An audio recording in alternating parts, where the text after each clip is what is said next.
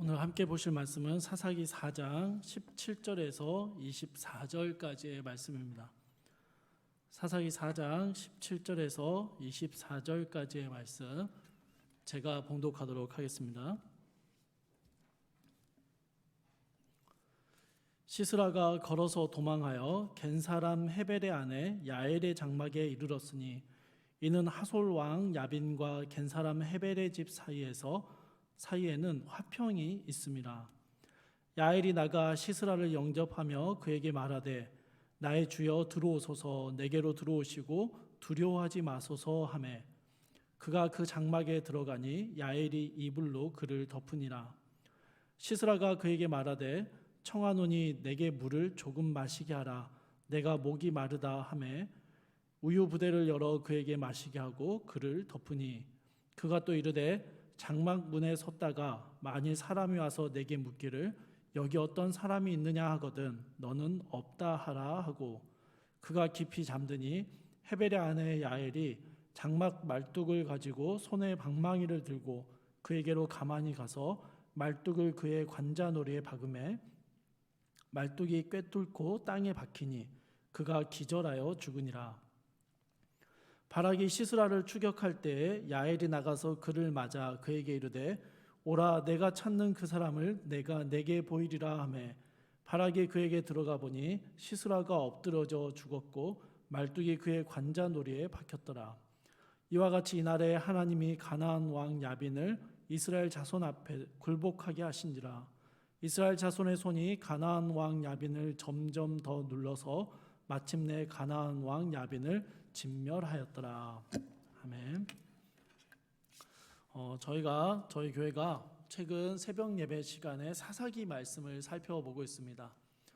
여러분, 사사기 4장에 기록된 여사사 드보라의 이야기는 크게 세 명의 인물을 중심으로 이야기가 진행됩니다. 재판하는 사사 드보라, 그리고 군사 지도자 바락, 그리고 오늘 우리가 살펴볼 야엘이라는 한 여인입니다. 드보라가 활동하던 시절에는요, 이스라엘을 억압했던 하솔 왕 야빈이 철병거 900대를 거느리고 시스라라는 군대 장관을 통해서 이스라엘을 학대하던 시절이었습니다. 드보라와 바락이 하나님의 명령을 따라 시스라의 군대와 맞서 싸웠고 하나님께서 직접적으로 역사하셔서 그 싸움에서 이기게 하셨습니다. 4장 16절에서요, 패배한 시스라의 군대가 본진이었던 하로셋 학고임이라는 남쪽 지방으로 후퇴를 하게 되고요, 바락이 이끌고 있는 이스라엘 사람들이 그 후퇴하는 시스라의 군대를 끝까지 쫓아가서 그들을 진멸시키는 장면이 나옵니다. 그런데 여러분, 하로셋 학고임의 그 남쪽 방향으로 군대들이 도망을 치고 후퇴할 때 패배를 직감했던 군대 장관, 총사령관 시스라는요, 후퇴하는 자신의 군대와는 정반대로 북쪽 하솔 지방을 향해서 홀로 도망을 칩니다. 17절을 보시면 시스라가 걸어서 도망하여 겐 사람 헤벨의 아내 야엘의 장막에 도착했다라고 기록하고 있습니다. 여러분, 시스라가요, 자신의 군대는 이스라엘 사람들에게 먹잇감처럼 던져놓고 혼자 하솔 왕 야빈에게로 걸어가는 중이었습니다. 그렇게 혼자 도망을 치던 중에 17절에 나오는 이 헤벨의 아내 야엘의 장막에 거하게 됩니다. 그곳에 도착하게 됩니다. 시스라가 굳이 이곳으로 도망쳐 온 이유에 대해서 17절 후반부에서는 하솔 왕 야빈과 겐 사람 헤벨의 집 사이에 화평이 있었다라고 표현하고 있습니다. 화평이 있었다라는 이 말은요, 단순히 친분 관계가 있었다 그런 의미를 넘어서서 둘 사이에 동맹적인 협약이 있었다라는 것을 의미하고 있습니다. 그러니까 하솔에 있는 야빈 왕에게 도망치는 중에 이 시스라는요, 동맹 관계에 있었던 헤벨의 집에 머물러 잠시 몸을 의탁하려고 했던 것이죠. 18절에서 헤벨의 아내 야엘은요, 시스라를 자신의 장막으로 들어오게 했고 시스라는 야엘의 장막에서야 겨우 몸을 눕히고 쉴 수 있게 되었습니다. 19절에서 시스라는 목마름을 호소하며 물을 조금 달라라고 요청했고, 시스라의 요청에 야엘은 우유, 더 정확하게 말하면 염소나 양의 젖을 이 시스라에게 건네주었습니다. 20절에서는요, 시스라가 누군가 자기를 쫓아오는 사람이 있거든 그 사람에게 여기 아무도 없다라고 말을 해라라고 당부를 합니다. 그런데 20절의 히브리어 어법상 이 내용은요, 부탁이나 당부가 아니라 명령에 준하는 표현입니다. 즉 시스라와 헤벨의 집 사이에 동맹 관계가 있었지만 시스라가 더 우위에 있어서 야엘에게 명령조로 이야기를 하고 있는 것이죠. 아무튼 시스라는 이 모든 조치를 마치고 야엘의 장막에서 편안하게 잠이 들었습니다. 그런데 시스라가 잠든 사이에 충격적인 사건이 일어납니다. 21절에서 시스라가 깊이 잠든 것을 본 야엘이 밖으로 나가 장막을 고정할 때 쓰는 나무 말뚝과 방망이를 가지고 돌아옵니다. 잠든 시스라를 바라보며 신중하게 자세를 잡고 야엘은 그의 관자놀이에 말뚝을 박아 넣었습니다. 당시 사용하던 천막 말뚝은 나무로 만들었었는데요, 사람의 뼈 중에서 가장 단단하다고 할 수 있는 머리뼈를 뚫고 지나갈 정도라면 여러분 그것은 결코 쉬운 작업이 아니었습니다. 게다가 여러분 21절의 말씀을 좀 더 정확하게 번역을 하면은요, 야엘이 시스라의 관자놀이에 말뚝을 박았는데 그 말뚝이 반대편 관자놀이를 뚫고 땅에 박힐 때까지 계속해서 내리쳤다라는 의미를 가지고 있습니다. 21절의 끝부분을 보시면 시스라가 기절하여 죽었다라고 말하는데요, 이런 표현은 시스라가 단번에 죽은 게 아님을 보여주고 있습니다. 야엘이 처음 말뚝으로 내려쳤을 때 엄청난 충격에 시스라가 깨어났습니다. 그런데 계속해서 내리치는 야엘로 인하여 시스라는 발버둥을 치다가 기운이 다 빠진 채 죽었던 것이죠. 여러분 자세한 설명을 듣고 나면 이 살인에 쓰인 도구나 살인의 방법이 더욱 충격적으로 다가옵니다. 본문에 나타나 있는 야엘이 속임수와 배신을 행하고 잔혹한 살인을 저지르는 모습 때문에 어떤 사람들은 야엘을 굉장히 부정적으로 평가합니다. 과연 하나님께서 야엘을 사용하신 게 맞는지 그런 의문을 제기하기도 합니다. 시스라를 거짓으로 안심시켰고 잔인하게 말뚝을 계속해서 내려치는 야엘의 모습 속에서 하나님이 일하고 계시고 하나님께서 이 모든 것을 이루어 가신다라고 말하기에는 뭔가 어색하고 불편함이 느껴지기 때문이죠. 그러나 여러분, 이 사사기의 배경이 아득히 먼 고대 시대의 이야기라는 것을 생각할 때 지금의 윤리나 도덕적인 잣대를 가지고 판단해서는 안 된다라는 것을 우리는 기억해야 합니다. 단지 오늘 말씀에서는요, 사사기 4장 9절에서 시스라를 여인의 손에 파실 것이다 라고 말씀하셨던 그 하나님의 말씀을 이루시기 위해서 야엘이라는 한 여인이 어떤 결단을 했는지에 집중해서 본문의 말씀을 살펴보려고 합니다. 또한 이러한 야엘의 모습을 통해서 오늘날 코로나의 위협과 불확실한 세상 속에서 살아가는 우리가 어떤 믿음의 자세를 가져야 할지를 한번 돌아보는 시간을 가지려고 합니다. 그럼 먼저 야엘이 도대체 어떤 사람이었는지를 저희가 좀 알아야겠죠. 본문에 야엘에 대한 설명이 나오는데요, 단 한 단어, 단 한 구절밖에 없습니다. 겐사람 헤벨의 아내입니다. 그러니 여러분, 야엘에 대해서 살펴보기 위해서는 먼저 야엘의 남편으로 소개되고 있는 겐사람 헤벨이 도대체 어떤 사람인가를 먼저 살펴봐야 하는 것이죠. 여러분 사사기 1장 16절 말씀을 함께 찾아보겠습니다. 사사기 1장 16절 말씀입니다.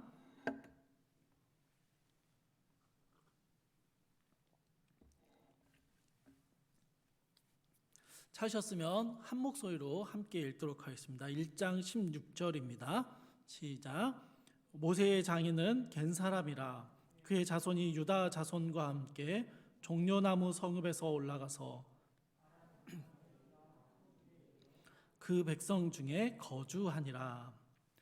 여러분, 이스라엘이 애굽을 나와 가나안으로 향하여 길을 떠날 때 미디안의 제사장이었던 모세의 장인과 그의 집안 사람들도 동행을 했습니다. 그들은 비록 이방 민족 출신이었지만 이스라엘과 동거동락하며 종려나무 성읍, 즉 여리고 성을 정복하는 일도 함께 있습니다. 겐 사람들은요, 결국 남쪽 지방에 있는 유다 지파의 황무지에 터를 잡고 그곳에 정착해서 살아가게 됩니다. 겐 사람들은 출애굽과 40년의 광야 그리고 가나안의 정복 전쟁을 이스라엘과 함께하며 이스라엘 민족 안으로 편입되었던 사람들이죠. 헤벨은 바로 이런 겐 사람 족속, 겐 족속의 한 사람이었습니다. 자, 이제 여러분 사사기 4장 11절 말씀을 찾아보겠습니다. 사사기 4장 11절 말씀입니다. 이 말씀도 우리 함께 읽겠습니다. 시작. 모세의 장인 호밥의 자손 중 겐 사람 헤벨이 자기 족속을 떠나 게데스에 가까운 사하나님 상수리 나무 곁에 이르러 장막을 쳤더라. 드보라와 바락이 군사를 모으고 시스라와의 싸움을 준비하는 과정을 설명하는 이 본문 안에서요, 갑자기 그 중간에 11절에서 뜬금없이 헤벨이라는 사람이 이사했다라는 소식을 기록하고 있습니다. 겐 사람 헤벨이 자기 족속이 머무르던 남쪽 지방을 떠나 북쪽에 위치한 게데스로 갔고 그 게데스 근처에 사하나님 상수리 나무 옆에 진을 쳤고 거기에 정착했다라는 내용을 기록하고 있는 것이죠. 여러분, 전쟁을 준비하는 이야기를 진행하던 중에 중간에 뜬금없이 11절의 내용이 끼어 들어가 있는 것입니다. 여기에는 여러 가지 주장과 추측들이 있지만 확실한 것은요, 헤벨의 가족이 북쪽으로 이주해 간 것이 굉장히 중요한 상징성을 가지고 있었다라는 사실입니다. 시족 중심의 사회였던 이스라엘 사회에서는요, 친족과 함께 원래 머물던 지역을 벗어나 정반대 지역으로 떠나 이주한다는 것은 굉장히 이례적인 일이었고 특별한 의미를 가지고 있었습니다. 실제로 여러분 11절의 말씀을 보시면요, 헤벨의 이사의 장면을 설명하면서 자기 족속을 떠났다라고 표현하고 있습니다. 여기서 떠나다라고 번역된 히브리어 단어는요, 본래의 뜻이 분리하다, 나누다라는 의미입니다. 무슨 말이냐면요, 단순히 그냥 이사를 떠났다 그런 의미가 아니라 서로 독립적인 별개의 것으로 나누어졌다라는 의미입니다. 헤벨은 단순히 사는 지역을 옮긴 이사한 것이 아니라 자기 족속들의 사는 삶과 분리되어서 나누어지기로 결심했다라는 것이죠. 여러분, 겐 족속은 이방 족속이었지만, 이방 민족이지만 이스라엘에 편입되었고 이스라엘의 법과 이스라엘의 방식대로 살았던 사람들입니다. 하나님을 믿고 그 말씀에 순종하는 삶을 살았다라는 것이죠. 그런데 헤벨이 이러한 겐 족속들의 삶에서 분리되어 나온 것입니다. 이제는 더 이상 이스라엘처럼 이스라엘의 방식과 가치관을 가지고 살아가지 않겠다라고 결정한 것입니다.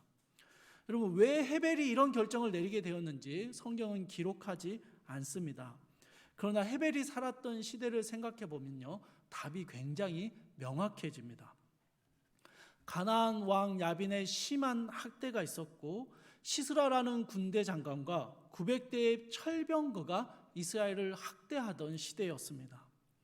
헤벨은요, 그 학대 앞에서 아무것도 하지 못한 채 그저 학대를 참고 견뎌내고 있는 이스라엘의 모습을 보았습니다. 아무리 부르짖어도 군사적인 반격이 일어나지 않는 것을 보았습니다. 그래서 헤벨은요, 조상들이 살았던 하나님의 백성의 길을 떠나 가나안 왕 야빈과 동맹을 맺기로 결정했던 것이죠. 암살이라는 영화를 보면요, 독립운동의 핵심 멤버였다가 변질을 해서 많은 독립운동가들을 죽게 만들었던 한 사람이 해방 후에도 여전히 권력을 유지한 채 떳떳하게 살아가는 모습이 나옵니다. 영화의 마지막 부분에 살아남았던 독립운동가들이 이 사람을 죽이기 위해 찾아왔고 그를 향해서 왜 배신했냐라고 질문을 던집니다. 그러자 여러분, 이 사람이 이렇게 대답합니다. 몰랐으니까. 해방될 줄 몰랐으니까. 알면 그랬겠나 라고 대답합니다. 여러분, 저는 헤벨을 생각할 때 이 장면이 떠올랐습니다. 해도 가나안 왕이 가진 가나안 왕의 철병거를 이길 수 없을 거라 생각했습니다. 기대했던 하나님의 역사가 일어날 기미는 전혀 보이지 않았고요.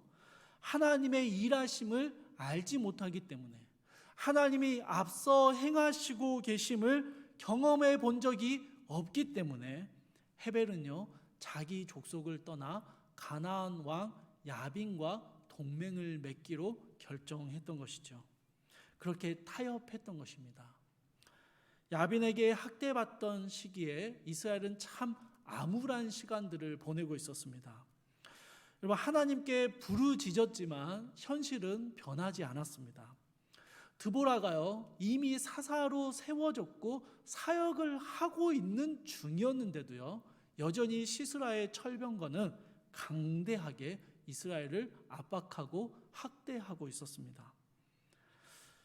헤벨은 보이지 않는 해방을 막연하게 기다리기보다는 당장 눈앞에 있는 야빈과 타협함으로 동맹을 맺음으로 이 어려운 시기를 살아가려고 했던 것이죠. 왜입니까? 헤벨은요, 하나님이 일하고 계심을 몰랐기 때문입니다. 사랑하는 성도 여러분, 이러한 헤벨의 모습을 볼 때 혹여나 우리의 모습은 헤벨과 같진 않았는지 돌아볼 수 있기를 원합니다. 여러분, 우리가 살아가는 세상은요, 너무 크고 이미 확고한 질서를 가지고 체계를 이루고 있습니다. 노력만 하면 뭐든지 할 수 있다라고 말하던 시대는 이제는 지나가 버린 것 같습니다. 아무리 노력해도 안 되는 것이 너무 많다는 것을 우리는 많이 경험하고 있기 때문이죠. 우리가 기도하고 부르짖는다고 이 견고한 사회가 변할 수 있을까요? 나 한 사람이 정직하고 의롭게 산다고 해서 이 사회가 정말 그렇게 변해 가겠습니까? 아니, 그런 우리를 누가 알아주고 누가 인정해 주기나 할까요? 이러한 현실의 막막한 벽 앞에 서게 되면요, 우리는 헤벨과 같은 선택을 하곤 합니다. 적당히 사회의 기준에 맞춰주고 남들이 하는 대로 따라가면서 굳이 부딪히지 않는 삶을 살려고 하는 것이죠. 알게 모르게 우리의 삶의 많은 부분들에서 헤벨과 같이 세상과 동맹을 맺고 세상과 타협하는 삶을 살아가고 있는 것입니다. 그러면 여러분, 왜 그런 선택을 하게 된 걸까요? 왜 헤벨이 그런 선택을 하게 되었습니까? 몰랐으니까요. 하나님이 일하고 계시는 것을 몰랐습니다. 여러분, 알면 그랬겠습니까? 하나님이 정말 우리 인생의 주인이시고 그분이 우리를 죽기까지 사랑하시고 우리의 인생의 가장 좋은 길로 인도하고 계심을 알았더라면, 하나님이 우리의 삶에 분명한 계획을 가지고 계시고 우리의 인생을 이끌어 가고 계심을 신뢰했더라면, 우리의 앞서 행하시는 그 하나님을 바라보며 아무리 힘들어도 타협하고 포기하지 않고 견디며 기다렸을 것입니다. 그러나 그것을 알지 못할 때, 그 하나님을 경험하지 못할 때 헤벨과 같은 선택을 쉽게 해버렸던 것이죠. 주 안에서 사랑하는 성도 여러분, 인생의 많은 순간들 속에서 우리는요, 역시 헤벨과 같은 선택을 하지 않았는지 우리의 삶을 한 번쯤 돌아볼 수 있기를 바랍니다.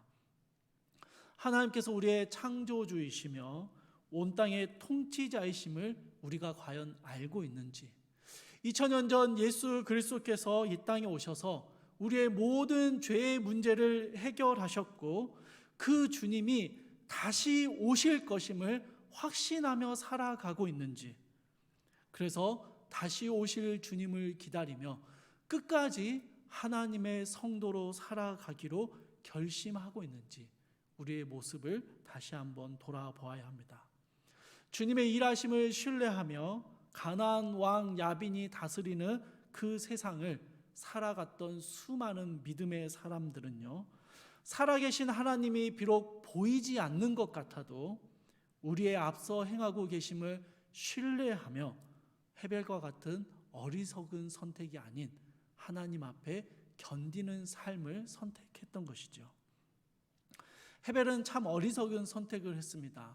하나님의 일하심을 몰랐고 그래서 그는 당장 눈앞에 가나안 왕 야빈과 타협하고 동맹을 맺는 선택을 했던 것이죠. 그런데 이런 헤벨에게 야엘이라는 아내가 있었습니다.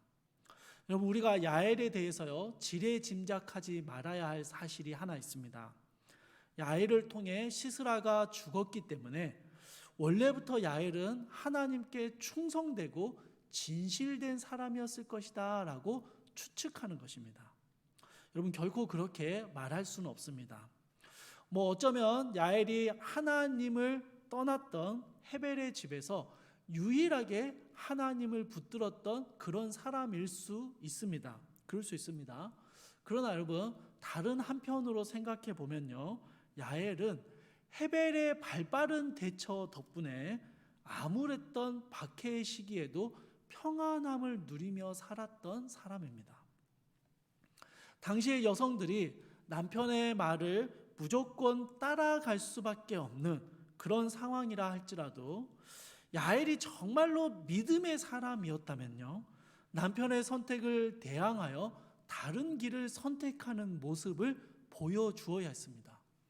그러나 야엘은요, 남편의 잘못된 결정을 그냥 수동적으로 수용했고요, 자신의 장막 안에서 배신과 타협의 결과물인 평안함을 누리며 살았던 그 당시에 평범한 한 여인에 불과했습니다. 그렇게 야엘이 자신의 장막 안에 머물러 있을 때 패배하고 도망치던 시스라가 야엘의 장막을 찾아오게 됩니다. 17절에서 하솔로 도망치던 시스라가 도착한 곳을 헤벨의 아내 야엘의 장막이라고 표현하고 있는데요, 당시 사회가 지극히 남성 중심적인 사회였음을 생각한다면 여러분, 이렇게 헤벨의 집 혹은 헤벨의 장막이라고 표현하지 않고 헤벨의 아내 야엘의 장막이라고 표현하는 이 표현이 굉장히 이례적인 표현입니다. 아무튼 헤벨의 거주지에 도착한 시스라는요, 원래대로라면 곧장 헤벨을 만나야 합니다. 헤벨을 만나러 가는 것이 당시의 관습에 맞는 것이죠. 이때 야엘이 가진 역할은 뭐냐면요, 그냥 자기 장막에 가만히 머물러 있거나 아니면 시스라를 자기 남편 헤벨에게로 안내해주는 안내자 정도의 역할입니다. 지위와 발언권이 없는 여성이었기 때문에 야엘은 그저 남편 헤벨이 시스라를 만나 어떤 선택과 결정을 내릴 것인지를 기다려야만 하는 그런 존재였습니다. 헤벨이 하나님을 떠나 야빈과 동맹하기로 결정할 때 야엘은 그렇게 현실에 순응할 수밖에 없었고 자기 장막 안에서 그냥 가나안과의 동맹이 가져오는 평화로움을 누리며 살았습니다. 남편 헤벨의 결정을 그저 따라가는 수동적인 삶의 모습을 보여주었던 것이죠.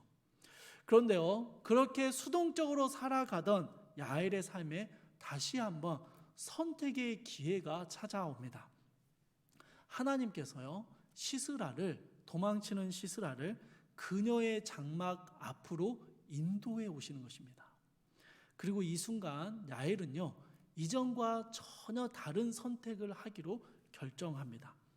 자신이 머물러 있던 장막 밖으로 나왔고 직접 시스라와 대면을 하기로 결심한 것이죠. 여러분, 시스라와의 싸움이 다 끝난 후에 그 승리를 노래하는 드보라의 노래가 5장에 기록되어 있는데요. 5장에서 드보라는 야엘에 대해서 이렇게 노래합니다. 5장 24절 말씀을 제가 한번 읽어드리겠습니다. 겐사람 헤벨의 아내 야엘은 다른 여인보다 복을 받을 것이니 장막에 거한 여인보다 더욱 복을 받을 것이로다. 여러분, 이 구절에서요, 야엘은 장막에 거한 다른 여인들과 비교되고 있습니다. 야엘 역시 가나안과의 동맹을 맺음으로써 얻을 수 있었던 평안함에 안주했고 자기 장막에 머물러 있던 사람이었습니다. 남편의 뜻을 거스를 수 없었기 때문에 그런 구조적인 한계도 있었지만 현실에 순응하고 타협하려는 마음도 있었을 것입니다. 그러나 하나님께서 패배한 시스라를 야엘의 장막 앞으로 이끌고 오셨을 때 이제는 더 이상 자기 장막에 머물러 있지 않기로 결심했습니다. 장막 밖으로 나갔고 하나님 편에 서서 시스라를 대적하기로 결심한 것이죠. 시스라를 자신의 장막으로 인도하여 드린 이 야엘은요, 그를 편안하게 잠들 수 있도록 도와주었고 장막 말뚝과 방망이를 가지고 왔습니다. 여러분, 이 장막 말뚝과 방망이는요, 무기나 혹은 잔인한 살인 도구가 아니고요, 일상 생활용품이었습니다.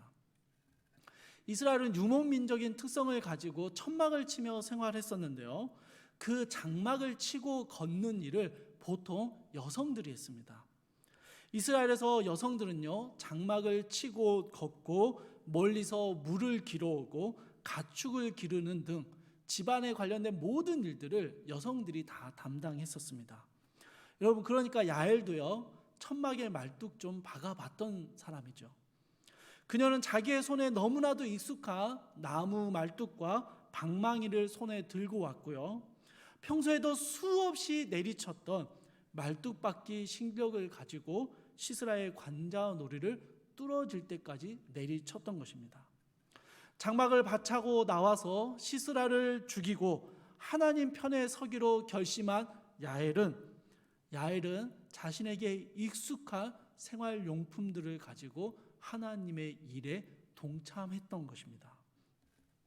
그런데 여러분, 야엘의 이러한 결정은요, 사실 굉장히 위험한 행동이었습니다. 23절부터 24절을 보면요, 시스라가 패배한 이후에 가나안 왕 야빈의 기가 꺾이기는 했지만 야빈을 진멸시키기까지 제법 긴 시간이 걸렸음을 알 수 있습니다. 이번 한 번의 패배로 야빈이 망한 것은 아니었다라는 것이죠. 야빈에게는 여전히 힘이 있었고요, 야엘이 살고 있는 지역과 매우 가까이 있었습니다. 그러니 야엘이 시스라를 죽였다라는 소식이 전해지게 되면 야빈의 보복을 당할 위험이 있었습니다. 그렇다고 여러분, 야엘이 이 바락이나 이스라엘과 친밀한 관계였냐? 그렇지도 않습니다. 여러분, 야엘의 이 헤벨의 집안은요, 이스라엘 입장에서 배신자의 집안이었기 때문이죠. 그러니 여러분, 어느 곳에도 끼일 수 없는 아주 위험한 선택을 지금 야엘이 하고 있는 것입니다. 그러나 여러분, 야엘은요, 어떤 정치적인 계산이나 자신의 불리함과 유리함을 따지지 않았고요, 20년간의 기나긴 억압을 끊어내고 여호와의 전쟁에 동참하기로 결정했던 것이죠. 자신의 장막을, 그 편안하고 안전했던 그곳을, 안일하게 앉아 있었던 그 장막을 여호와의 전쟁터로 만들기로 결정했던 것입니다. 이런 야엘의 모습을 가지고요, 어떤 분들은 기회주의자적인 모습이다라고 평가하기도 합니다. 배신할 때는 언제이고 불리해지는 것 같으니까 얼른 또다시 배신했다라는 것이죠. 그러나 여러분, 저는요, 이러한 야엘의 모습이 아무 문제가 되지 않는다라고 생각합니다. 여러분, 하나님께서는요, 자기 장막에 머무르고 있는 야엘 앞으로 시스라를 데리고 가셨습니다. 그러면서 그녀에게 믿음의 결단을 다시 할 수 있는 기회를 주셨습니다. 그리고 야웰이 그 기회를 붙잡을 수 있었던 것은요, 어떤 정치적인 계산이나 그녀의 어떤 배신감 혹은 기회주의적인 모습이 아니라 그녀를 택하시고 부르신 하나님의 은혜 덕분이었습니다. 여러분, 그리고 우리도 마찬가지 아닐까요? 우리 역시 죄의 장막에 머무르며 세상이 주는 쾌락과 유익을 쫓아 살아가던 사람들이었습니다. 그것이 영원한 죽음의 형벌로 가는 길임을 알지 못한 채 수동적으로 우리에게 주어진 삶을 그저 그렇게 살아왔던 사람들이죠. 그런데 하나님께서요, 우리를 찾아와 주셨습니다.